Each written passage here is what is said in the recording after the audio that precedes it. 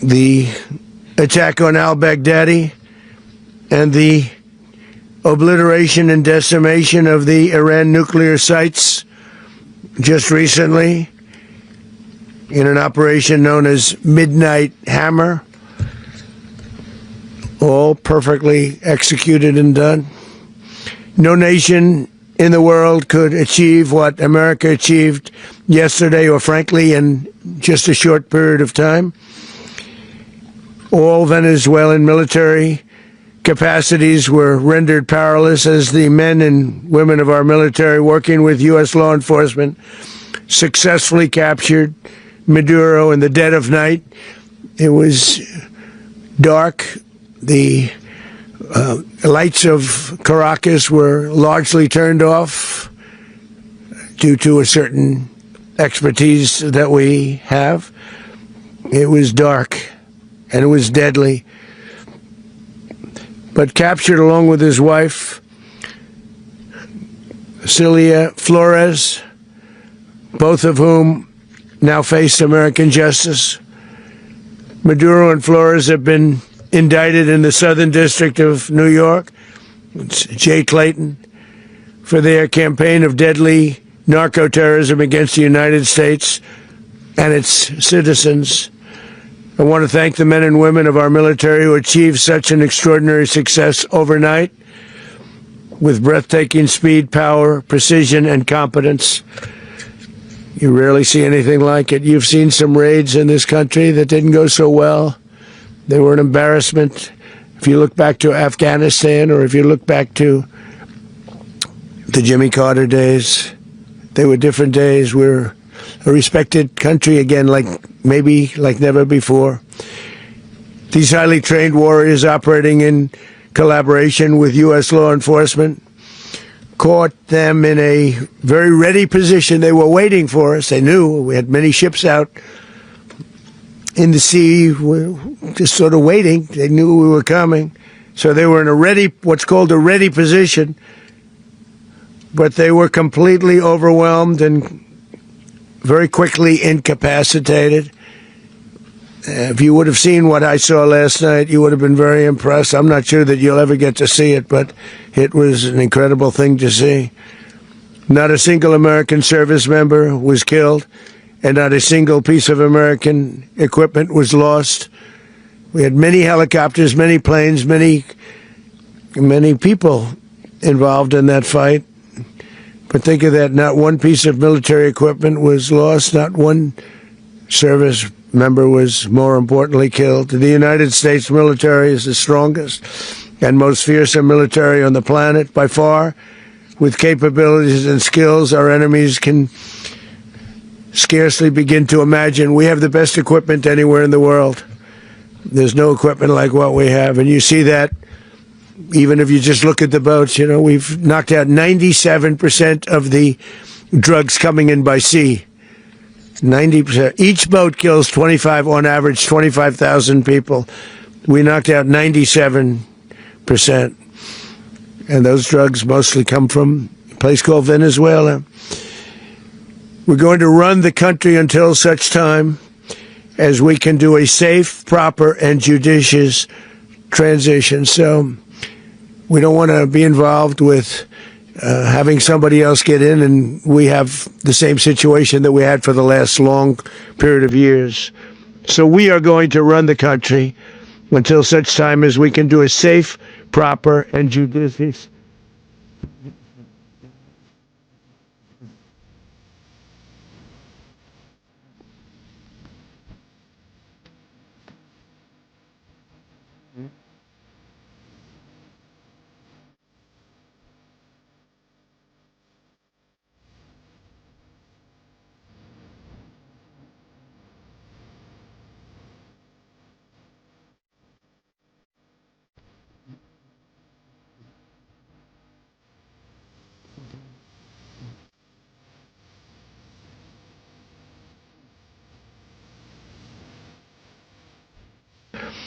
As everyone knows, the oil business in Venezuela has been a bust, a total bust, for a long period of time. They were pumping almost nothing by comparison to what they could have been pumping. and what could have taken place. We're going to have our very large United States oil companies, the biggest anywhere in the world, go in, spend billions of dollars, fix the badly broken infrastructure, the oil infrastructure, and start making money for the country. And we are ready to stage a second and much larger attack if we need to do so. So we were prepared to do a second wave if we needed to do so. We actually assumed that a second wave would be necessary, but now it's probably not. The first wave, if you'd like to call it that, the first attack was so successful, we probably don't have to do a second, but we're prepared to do a second wave, a much bigger wave, actually. This was pinpoint, but we have a much bigger wave that probably won't have to do.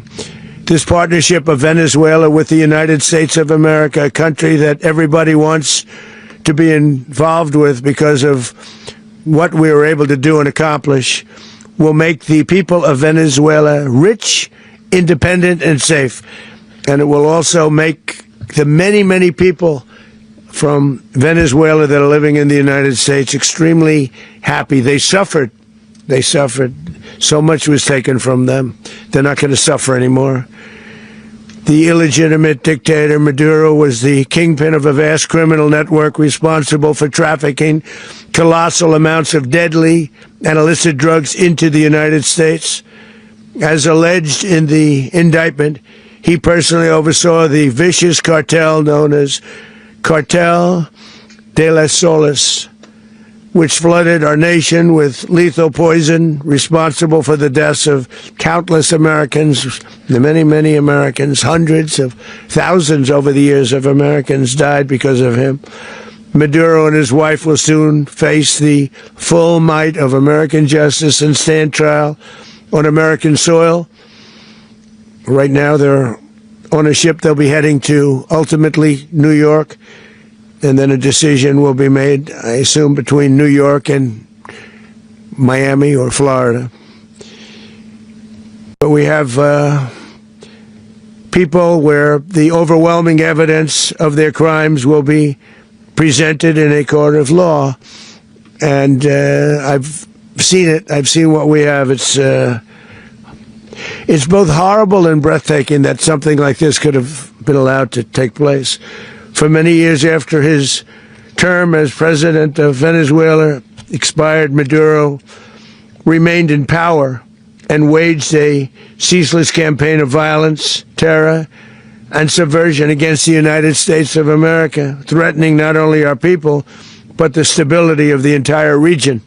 And you all saw it. In addition to trafficking gigantic amounts of illegal drugs that inflicted untold suffering and human destruction all over the country, all over in particular the United States, Maduro sent savage and murderous gangs, including the bloodthirsty prison gang Tren de Aragua, to terrorize American communities nationwide. And he did indeed.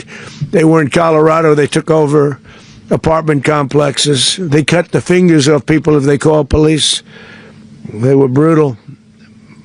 But they're not so brutal now. And I just have to congratulate our military, Pete and everybody, and our National Guard, because the job that they've done, whether it's in Washington, D.C., where we have a totally safe city, where it was one of the most unsafe cities anywhere in the world, frankly, and now we have no crime in Washington, D.C. We haven't had a killing. We had the terrorist attack a few weeks ago. A little bit of a different kind of a threat, but we haven't had a killing in a long period of time, 6-7 months. We used to have on average two a week in Washington, our capital. We don't have that anymore. The restaurants are opening. Everyone's happy. They're walking their daughters. They're walking their children, their wives. They walk to restaurants. Restaurants are opening all over Washington, D.C., So I want to thank the National Guard. I want to thank our military. And I want to thank law enforcement. It's been amazing. And they should do it with more cities. We're doing it, as you know, and we're doing it in Memphis, Tennessee right now. And crime is down We've just sort of started a few weeks ago, but crime is down now 77%. And the governor of Louisiana called, great person, and he wanted us to help him, as you know, in a certain very nice part of Louisiana. And we have done that. And it was a rough section, and we have crime down. I understand it's down to almost nothing already after 2.5 weeks. New Orleans, it's down to almost nothing, and we've only been there for 2.5 weeks. Can't imagine why governors wouldn't want us to help. We also helped, as you know, in Chicago, and crime went down a little bit there. We did a very small help because we had no working ability with the governor. The governor was a disaster, and the mayor was a disaster, but it knocked down crime. But we're pulling out of there when they need us. We'll know. You'll know. You'll be writing about it. And likewise, Los Angeles, where we saved Los Angeles early on, where the head of the police department made a statement that if the federal government didn't come in, we would have lost Los Angeles. That's long after the fires. That's when they had the riots in Los Angeles. We did a great job. Got no credit for it whatsoever, but that's okay. It doesn't matter. We don't need the credit. But we'll be pulling out when they need us. They'll call, or we'll go back if we have to. We'll go back. But we did a great job in various cities. But the place that we're very proud of is Washington, D.C., because it's our nation's capital. We took it from being a crime-ridden mess to being one of the safest cities in the country. But the gangs that they sent raped, tortured, and murdered American women and children. They were in all of the cities I mentioned, Tren de Aragua. And they were sent by Maduro to terrorize our people, and now Maduro will never again be able to threaten an American citizen or anybody from Venezuela. There will no longer be threats. For years, I've highlighted the stories of those innocent Americans whose lives were so heartlessly robbed by this Venezuelan terrorist organization. Really one of the worst. One of the worst, they say the worst.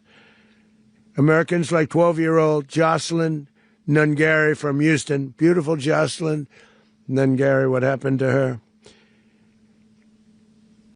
They, as you know, they kidnapped, assaulted, and murdered by Tren de Aragua animals. They murdered Jocelyn and left her dead under the bridge. There was a bridge that will never be the same to so many people after seeing what happened. As I've said many times, the Maduro regime emptied out their prisons, sent their worst and most violent monsters into the United States to steal American lives. And they came from mental institutions and insane asylums. They came from prisons and jails. The reason I say both, they sound similar. Actually, prisons a little bit more hostile, a little bit tougher. A mental institution isn't as tough as an insane asylum, but we got them both. They sent from their mental institutions. They sent from their jails, prisons. They were drug dealers. They were drug kingpins. They sent everybody bad into the United States, but no longer. And we have now a border where nobody gets through.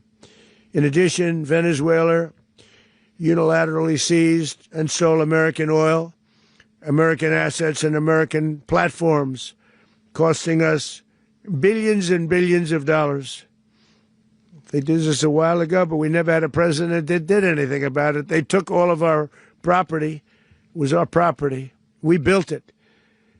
And we never had a president that decided to do anything about it. Instead, they fought wars that were 10,000 miles away. We built Venezuela oil industry with American talent, drive, and skill, and the socialist regime stole it from us during those previous administrations, and they stole it through force. This constituted one of the largest thefts of American property in the history of our country. Considered the largest theft of property in the history of our country. Massive oil infrastructure was taken like we were babies, and we didn't do anything about it.